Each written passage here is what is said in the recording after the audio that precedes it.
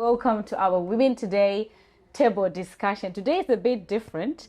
As you can see, we actually sat at our Women Today office in Middlesborough. I'm excited every time I come and sit down and have discussions with different kind of people. We bring different organizations that comes to empower you, to innovate to you, to get you excited. So I'm really excited today because it's a very different day. Today I'm sat here with Steve Turner from the PCC, the Police and Crime Commissioner. I'm also sat here with my sister, Perpetua, from Women Today. We are so excited because today we have something very interesting to talk about. Welcome, Steve. Thank you very much for joining us. Thank you for inviting me. It is a pleasure and an honor to have you. I'm really, really excited. I'm excited more about what we're going to discuss today, and I'm more excited about the journey that we're going to have together, your organization as well as our organization. So you know my name, and I'll tell you a little bit about Women Today, which you know. Tell me about yourself and your organization. The Police and Crime Commissioner is an elected role, and it's got two main functions. One is to provide oversight and scrutiny and strategic direction to the police force. Okay. So what are we doing? I work closely with the Chief Constable, and I am the public's voice within Cleveland Police. Okay. The second part of my role, which is probably a much bigger part of my role, is as a commissioning service. So we commission victim services, we support organisations with grant funding, we work with partners up and down the area, whether that's on diversionary projects for young people, whether that's combating things like knife crime, or for things like I'm here today, working with domestic abuse or domestic violence organisations and community groups to sort of say, well, what challenges are our communities facing, and how can my office help them to help those communities? And ultimately, we all want to live and work in a safe, nice place. Mm-hmm. And Cleveland can be that. And it's our job to make sure that we do the right things, the police do the right things, and we hold them to account where we need to, but then we support our communities so that they're comfortable in how they're policed as well. Well, that's really good.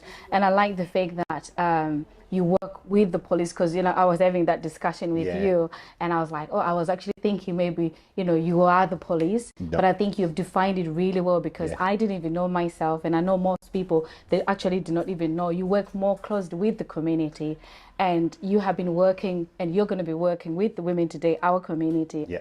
And you mentioned about commissioning services to community groups. Can you talk a little bit about that? Yeah, so I have a small but brilliant team who work with me. Okay. And then what we do is at different points in the year, we have funding pots. So whether that's for strategic direction around if we're aiming at particular hotspots, so we might have a problem community that's difficult with antisocial behaviour, or we might have an area that's got problems with violence, or we work quite closely with groups that say, right, well, sort of hard to reach communities where we need to work with organisations like yours and help support with funding where we can, but then other things like we can help promote you, we can put you in touch with the right people and sort of bring organisations together that can work closely. And then it's working with businesses as well. So are there local businesses that we reach into that might be able to help you do that? So sometimes the funding we provide is often just small seed funding to maybe get a new idea off the ground or see if something works. And then if we do that, we then look at longer term solutions to sort of say, well, you've got this great idea, it's working. How do we fund it for the long term? Right. Because those small grant opportunities are great to get something off the ground, but they're not long term sustainable. So what we're trying to do now is work within the business community as well to see what we can do with them to provide sustainable funding, because there's some fantastic community organisations out there that do brilliant jobs, and we've got to work closely with them, because that ties back into my other role, whereas if communities are working well together, they trust the police, they know they've got somewhere they can come to if they've got problems and things like that, then that makes the police's job easier and everybody's happier with that. Definitely. And I like the fact that you mentioned about the hard to reach communities, which I know that Women Today falls under that category. It does, And so how different do you think now, obviously looking back, where Women Today didn't exist? and looking a bit now that there's women today, what do you think are going to be the benefit to you guys having our organization on board? Well, two things for me. So firstly, we can help, we can make a difference to your community. Yeah. But the other important thing for me is the feedback that comes the other way. Yeah. So if we're getting information from your community that says, well, actually, we don't feel your police force represents us, or we don't feel that we're getting the right level of service we would expect for different things, we can look at that and we can feed that back in and challenge the force. Okay. Because like I said, my ultimate role is to be your voice. Okay. So every community in Cleveland, whether that's a typical Teesside community or whether that's a hard to reach community, it doesn't matter. I am your elected voice. It's up to me to take your concerns and your challenges to the police force and say, what are we going to do to help support these people? I think that's amazing, because I think that's what the community sometimes wants, is to know that they actually have a voice. Yes. And not just have a voice, but when you have a voice that, you know, there's action that's actually following on there. And I think I like the fact that we're working together and reaching out to as many people as we can, which is really, really good. You mentioned about that you commission to different services that provide domestic abuse. Yes. That's one of the area that we cover here at Women Today. We, you know, having challenges with women have gone through domestic abuse, or they're very scared of the police, and you might want to talk a little bit about that, because I know that's like your passion. She works really closely with that, and because we have women that really get scared to approach the police and really scared about a lot of things, and obviously, you know, things like culture plays a very big role. Maybe you want to talk a little bit about that. We have women who've had bad experiences in the past with the police or with anyone in authority, for that matter. So it's an issue of approaching, you know, coming out, speaking out. So they have issues with that. So how are you going to, you know, help us as a community, as that community? I think it's about understanding, because you mentioned there about culture, and sometimes what is acceptable in one culture isn't acceptable in another culture. So and our police officers are only human. I've never met a police officer that wants to do a bad job. They all want to do the best possible job they can. But sometimes we get it wrong, and we don't intend to get it wrong. But if they go into a situation and something happens and they react as they've been trained to react, that might not be right for that situation because of the cultural issues or because of some history that's gone on that we're not aware of. Working with organisations like yourself, where women particularly can come forward and say, this is the problem I've got, I don't want to approach the police because of X, Y, Z. Because don't forget, not all domestic abuse is violence. Sometimes it's mental, sometimes it's financial and emotional. Right, so these are the types of things that we can help you work with other organisations that specialise in that.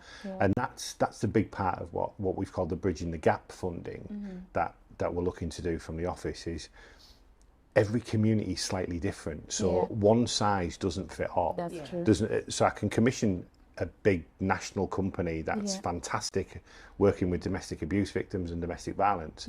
But if that doesn't reach your community, it's no good to anybody. It might as well not be there. Right? But if you know it's there and you know what it can do, so when your community comes to you and when the women come to you, you can say, right, well, actually, we can do this, we can support in this way. And then it might be a question of, you come to us and say, right, well, what can the police do here? Because this situation's slightly different. And if we just go in and arrest a perpetrator or whatever, if that's then going to cause problems with the family or things like that, that's maybe not the best thing to do. Exactly. But we do have to address these crimes, and women's got to be confident that they can come forward, and somebody's going to listen to them and take them seriously. And I'm sure that's what you do here. And it's about how we then help you tap into that available work that's available. I like that, because one of the things that we're planning to do is to work with different organizations to come and do culture awareness sessions. And so because we have the information that you guys want, and then it's coming to you and say, okay, this is what you're supposed to do. If a Black African woman comes to you, if they behave like this, these are some of the things you need to be aware of. And I think that's the beauty of working in partnership, learning from each other as well. Whilst you're helping us, we're also helping you. And I think that's something that we can consider to do as well.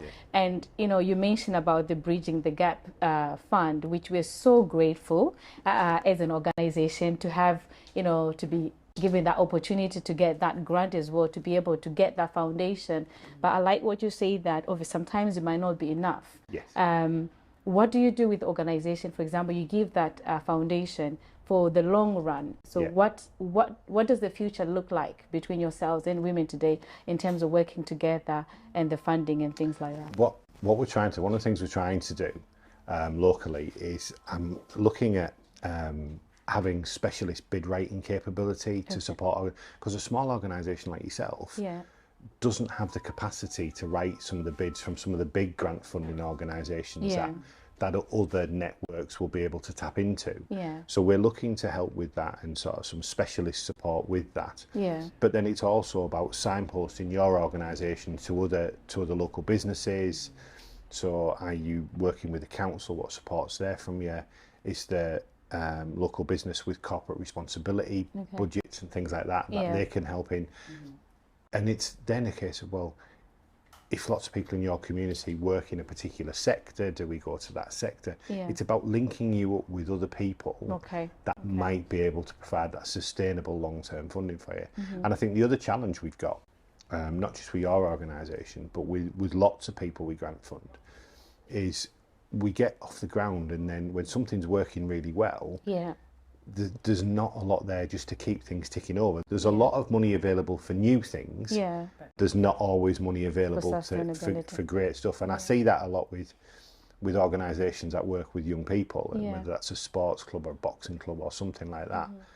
They're great at putting new initiatives on, and they'll get grant funding for that. But how do we find long-term sustainable funding? So it's not something I have the answer to today. It's something we're working on, and we've got to get right, because organisations like yourselves are so important to local communities.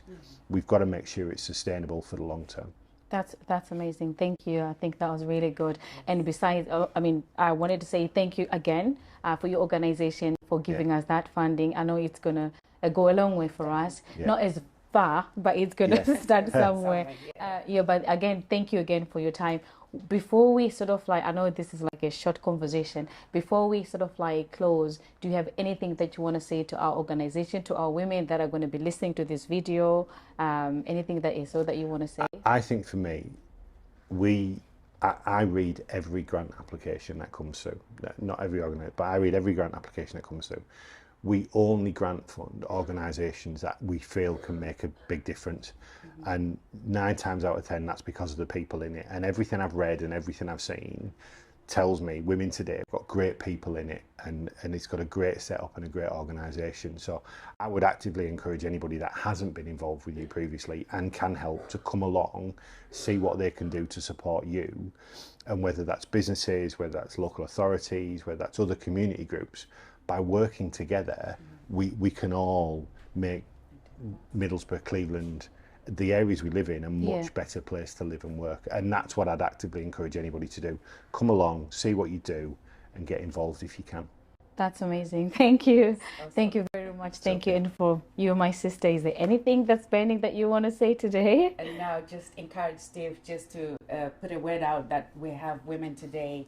For all the women out there, Black ethnic minorities, do not suffer in silence. There is someone who can listen out, even if you just want to chat, a cup of tea, just come over to our offices. It's vitally important. Nobody has to live in fear for whatever reason. Come and talk to somebody, and somebody that understands you, your culture, your community, and can help you find help.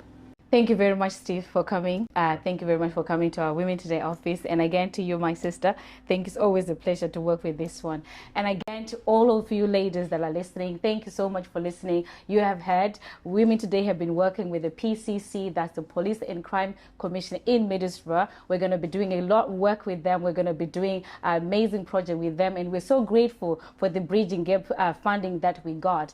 And we hope that you'll be able to come at our Women Today office and be able to be empowered, we'll be able to sign your post to all these organizations. And again, if you've got any burning issue, you've got anything that you really want the PCC to know, please come to our office in Middlesbrough and we'll be able to sign post you.